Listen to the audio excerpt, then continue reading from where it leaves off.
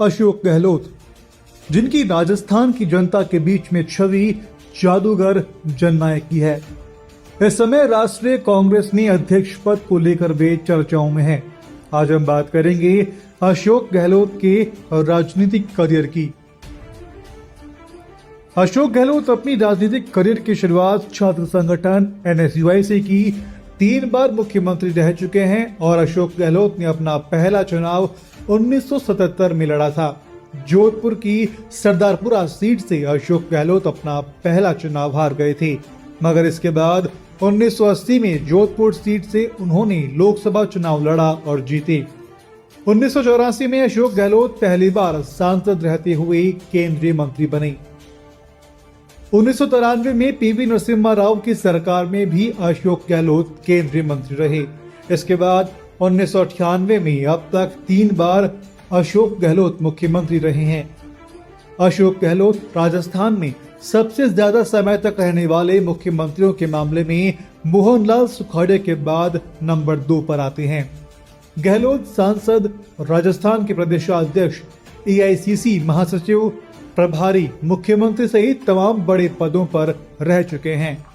मजबूत पकड़ होने के चलते गहलोत अध्यक्ष बनने के बाद राजस्थान की बागडोर किसी ऐसे व्यक्ति के हाथ में दे सकते हैं जो उनके प्रति वफादार हो, राजनीतिक रूप से तेज हो और जिसकी स्वीकार्यता हो।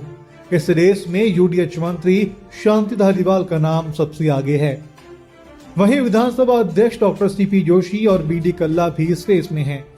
हालांकि उनके साथ कई दूसरे फैक्टर भी शामिल हैं। शांति धारीवाल का अनुभव व मजबूत पक्ष है जो उन्हें इस दौड़ में सबसे आगे रखता है। फिलहाल स्पीकर है CP जोशी। बात CP जोशी की करें तो वह फिलहाल राज्य के विधानसभा में स्पीकर हैं। वह पूर्व केंद्रीय मंत्री भी रह चुके हैं और पार्टी के वरिष्ठ नेताओं में से एक है। ऐसे में अगर पार्टी CP जोशी के नाम पर विचार करती है तो उनके CM बनने को लेकर शायद ही कोई सवाल उठे। समझा जाता है कि साल 2019 में तमाम विरोध के बावजूद CM गहलोत के बेटे और कांग्रेस नेता वैभव गहलोत को राजस्थान क्रिकेट एसोसिएशन का अध्यक्ष बनवाने में CP जोशी का समर्थन रहा। इतना ही नहीं, बीते दिनों जब CM गहलोत जोधपुर में इंदिरा रसोई का उद्घाटन करने गए थे तो उनके साथ विधानसभा स्पीकर CP जोशी भी थी। ऐसे में कयास लगाए जा रहे हैं कि अशोक गहलोत अपनी जगह CP जोशी का नाम प्रस्तावित कर सकते हैं। दूसरी ओर जब से अशोक गहलोत के राष्ट्रीय अध्यक्ष बनने की चर्चा शुरू हुई तभी से पार्टी की राज्य इकाई और दिल्ली के गलियारों में सचिन पायलट के CM बनने की अटकलें लगाई जा रही हैं। बीते कुछ महीनों से पायलट के समर्थक हाईकमान से मांग कर रहे हैं कि उन्हें मुख्यमंत्री बनाया जाए। हालांकि समर्थकों की मांग और राजनीतिक कयासों पर सचिन पायलट खुलकर के कुछ भी बोलने से बच रहे हैं। साल 2020 के जून-जुलाई में सचिन पायलट ने CM गहलोत के खिलाफ मोर्चा खोल दिया था। बात इतनी आगे बढ़ गई थी कि मामला सुप्रीम कोर्ट तक पहुंच गया था। पायलट मानने के बाद जब परिस्थितियां सामान्य हुई तब कांग्रेस ने उन्हें इंतजार करने को कहा था।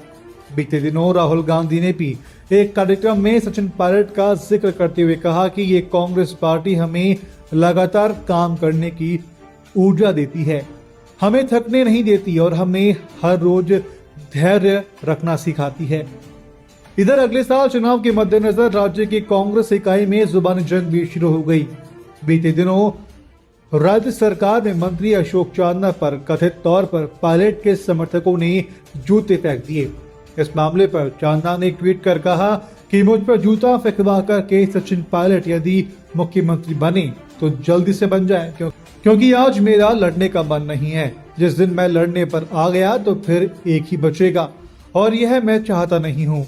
वहीं स्वास्थ्य मंत्री परसादी लाल मीणा ने बीते दिनों पायलट का नाम लिए बिना उन्हें बाहरी नेता बता दिया था।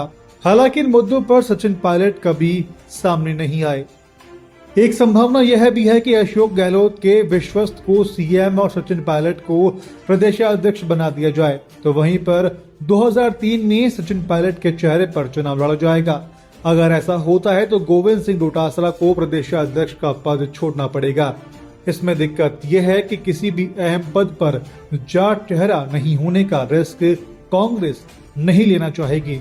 वहीं ये भी नहीं लगता कि सचिन पायलट सिर्फ प्रदेशाध्यक्ष के पद से संतुष्ट हो पाएंगे, क्योंकि ऐसा होता तो वे 2020 में अपनी सरकार से नाराज होकर की मानेसर नहीं जाते।